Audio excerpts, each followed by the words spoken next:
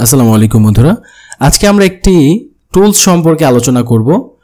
তো সেই টুলসটি দিয়ে আপনারা যে কোনো ধরনের আইমি বেসবেন্ড সমস্যা এবং যে কোনো ধরনের ফোনের আনলকিং সমস্যা সমাধান করতে পারবেন। যে কোনো ধরনের লক আপনি খুলতে পারবেন যে টুলসটির সাহায্যে।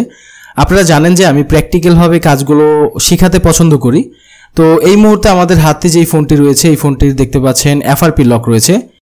তো আমরা আজকে প্র্যাকটিক্যালভাবে আমাদের ডিএফটি প্রো টুলসটি আমরা রিভিউ করব এবং ডিএফটি প্রো টুল যদি আপনি কিনতে চান, আপনার কাছে যদি ভালো লাগে, তাহলে আপনি আমাদের হোয়াটসঅ্যাপ নাম্বারে যোগাযোগ করতে পারেন।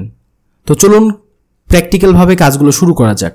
সর্বপ্রথম আমরা গুগল ক্রোমে গিয়ে আমাদের ফোনটির মডেল যেহেতু রেডমি 6A, তো রেডমি 6 এর যে সিপিইউ ভার্সন সেটা আমাদের দেখতে হবে।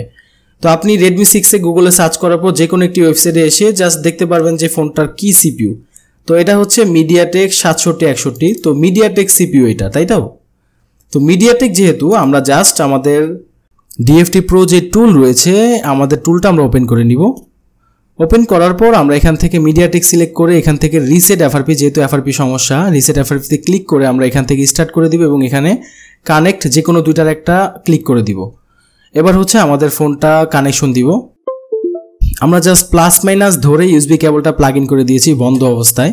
এখানে আমাদের কাজ প্রসেসিং চলতেছে। আলহামদুলিল্লাহ আমাদের ফোনটা আশা করি ওকে হয়ে গেছে। আমরা একটু চেক করে নিই, তারপর দেখা যাবে। ফোনটি অন করার পর এখন হচ্ছে আমরা নেক্সটে ক্লিক করে দেখব যে আমাদের এফআরপি লকটি এখনও রয়েছে কিনা।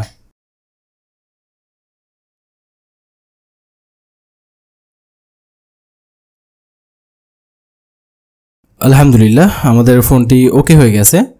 তো এইভাবে খুব সহজে আপনি ওয়ান ক্লিকে ডিএফটি প্রো সফটওয়্যারের মাধ্যমে কাজগুলো করতে পারবেন।